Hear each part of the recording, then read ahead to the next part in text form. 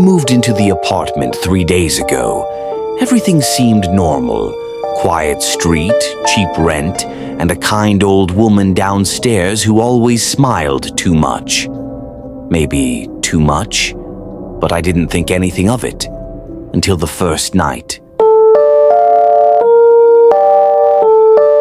Around 2:17 a.m., I heard footsteps in the hallway.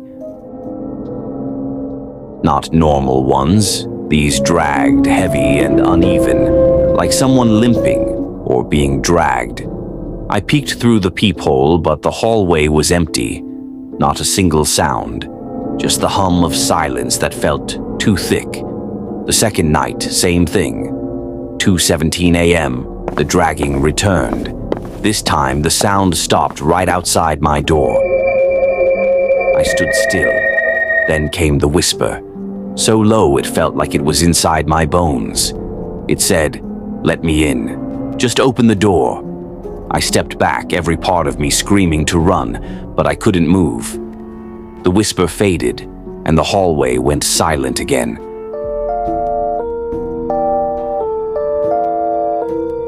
On the third night, I was ready. I set up my phone to record the hallway. I sat on the couch, staring at the door, every light off except the TV's dim glow. And just like before, 2:17 a.m., dragging footsteps. Slow, closer, closer. Then they stopped. But this time, the whisper didn't come from the door. It came from behind me. I turned fast, heart pounding, but no one was there. Just my empty, dark apartment. I looked back at the door and froze. The peephole. It was dripping black. Thick, inky liquid leaking down my door, as if the eye of the door itself was crying blood. I reached for it, but my hand went numb before I even touched it. And then, 3 hard knocks. But they didn't come from the door.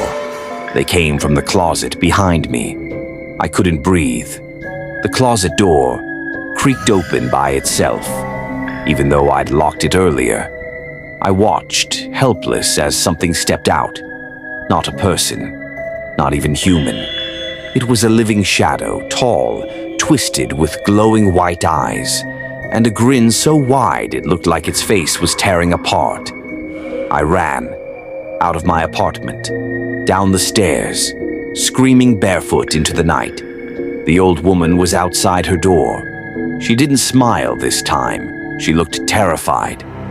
You're in 3C, she asked me. I nodded, shaking. Something's in there, she whispered. That apartment's cursed. No one's lived there in 17 years, not since the last tenant died. They found him inside, eyes wide, face frozen, mouth open like he'd screamed himself to death. And his heart, it was gone. I told her I had the keys.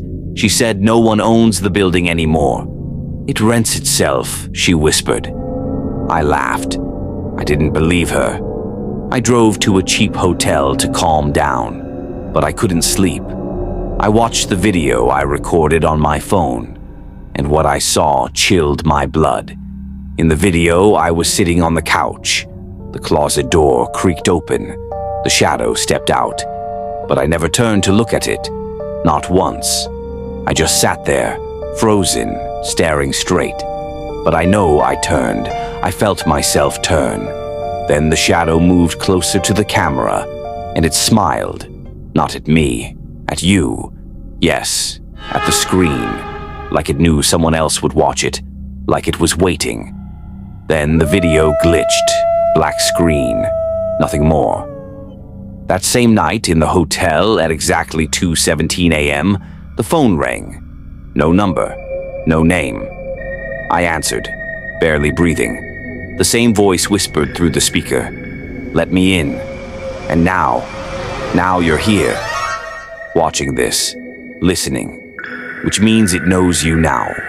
So tonight, when the clock hits 2:17 a.m., if you hear dragging in the hallway, if you hear the whisper, whatever you do, don't open the door, don't look in the closet, and don't say its name, because it's coming. For me. For you. For anyone who heard the whisper.